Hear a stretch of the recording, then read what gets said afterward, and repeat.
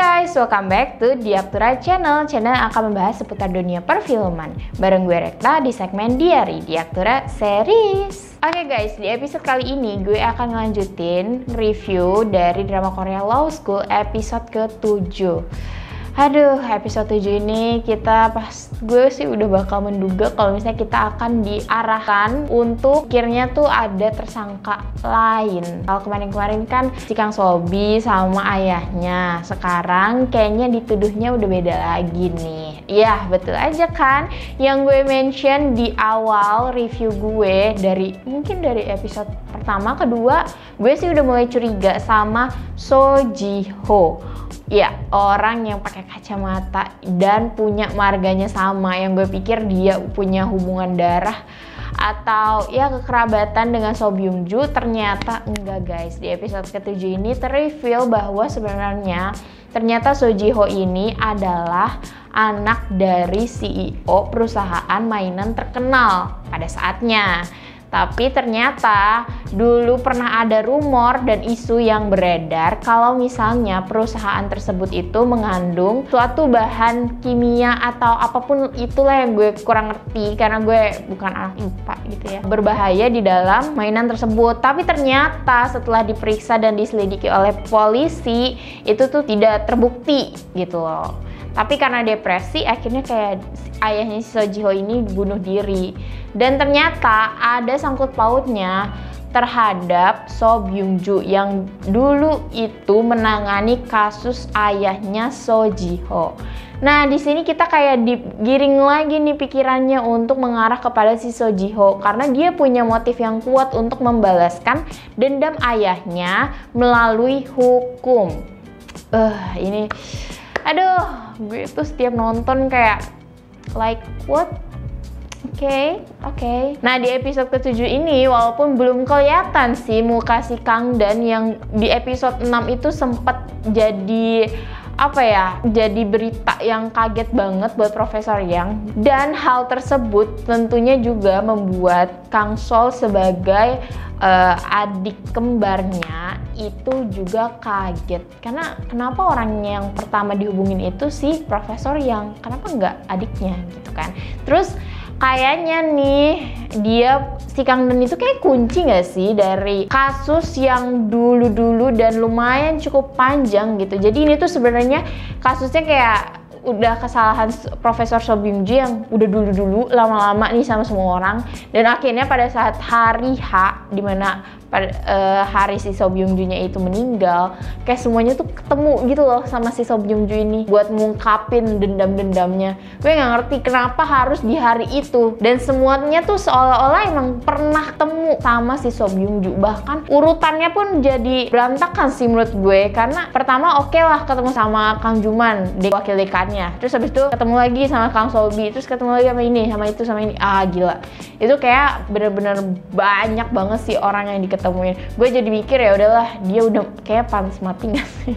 Soalnya udah dapet karmanya aja gitu karena dia ngeselin ke semua orang. Oh ya guys, kalau misalnya kalian inget di episode pertama, si Profesor Yang Kratesnya ini dia make semacam alat yang dia pakai di kaki untuk mendeteksi kemanapun dia pergi, yang dipakai juga sama Lee Man Ho. Tapi kenapa di episode kesini tuh dia udah nggak pakai lagi gitu? Pokoknya cuma di episode ke-1 aja. Awalnya gue mikir itu ada sangkut pautnya gitu sama hukuman yang dia punya, tapi kan dia waktu pas episode 1 tuh belum dinyatakan bersalah, tapi dia udah pakai itu. Tapi sekarang dia udah nggak pakai lagi. Coba guys, menurut kalian gimana? Komen di bawah. Oh ya, gue juga mulai khawatir sih sama perannya Han Junwi karena di episode awal-awal itu kan dia seolah-olah kayak depresi banget, sedih banget ketika dia tahu pamannya itu dibunuh oleh seseorang. Tapi kok makin kesini dia kayak makin lepas aja gitu, kayak dia mulai ketawa-ketawa lagi, senyum-senyum lagi, nggak mikirin pokoknya siapa pembunuh sebenarnya. Jadi guys, menurut gue kalau misalnya emang bener So Ji Ho itu ketemu sama si So Byung-ju pada saat insiden. Itu menurut gue ada sih motif yang cukup kuat untuk membunuh si Profesor So Byung-ju.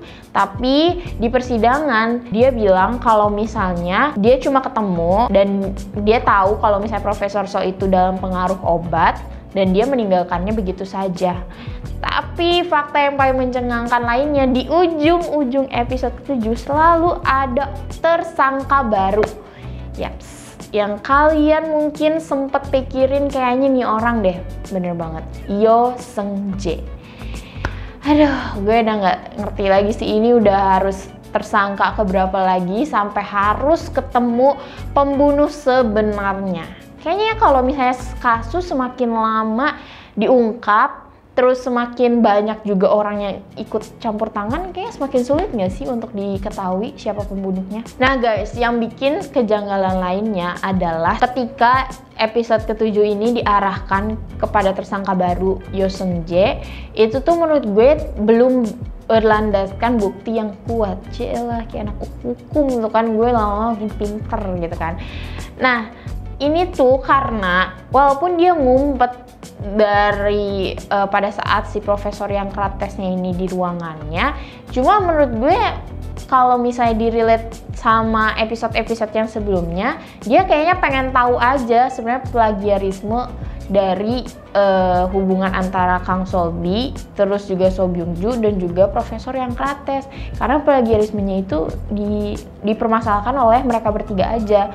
Dan di episode sebelumnya juga kan si Yo Seung Jae itu kayak sengaja untuk ngambil laptopnya si profesor yang krates. Jadi menurut gue dia tuh ngumpet karena hampir ketahuan mau nyuri laptopnya si yang krates itu.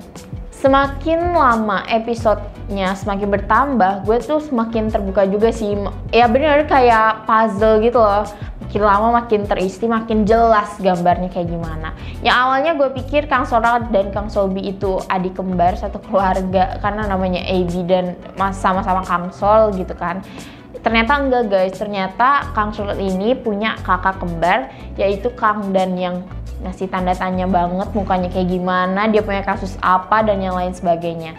Tapi kayaknya sih dia punya kunci deh di sini. Aduh, gue pengen bener-bener deh pengen penasaran banget gitu, pengen cepet-cepet nonton untuk episode selanjutnya. Terus juga hubungan antara So Ji Ho dan juga si anggota Dewan Ko ini ternyata dia bukan satu keluarga gitu loh. Gue pikir mereka satu keluarga, ternyata enggak. Ternyata anggota Dewan Ko ini dia adalah ayah dari pacarnya si Yesel yang toksik itu loh. Gue bener-bener gak suka banget deh sama orang-orang yang toksik gitu, apalagi boyfriend yang bener-bener toksik banget. Pokoknya bye jauh-jauh. Kalian jangan sampai ya guys kayak gitu. Nah guys, gue tuh agak kurang sukanya dari drama Korea ini adalah karena pemainnya tuh banyak banget kan di drama Korea ini. Jadi tiap episodenya tuh nggak fokus gitu loh ke pemeran utamanya. Kalau misalnya kalian bandingin sama yang lainnya, itu kan ada masalahnya sendiri-sendiri. Kalau ini tuh seolah-olah bergantian gitu. Kayak episode 1 difokusinnya ke siapa nih? Pasti lebih baik dia gitu kan. Kayak misalnya si Han Jun Wi aja gitu. Itu tuh bener-bener cuma lewat-lewat aja, padahal dia adalah salah satu pemeran utama ya. Atau mungkin dia yang ngebunuh. I don't know. Oke, langsung aja kita cenayang untuk episode ke-8 dari drama Korea Law School aja deh ya, daripada kita pusing-pusing. Jadi kayaknya kan berakhirnya itu pada saat di balai persidangan Yo Seung Jae masuk ke balai persidangan itu sebagai saksi tambahan gitu kan.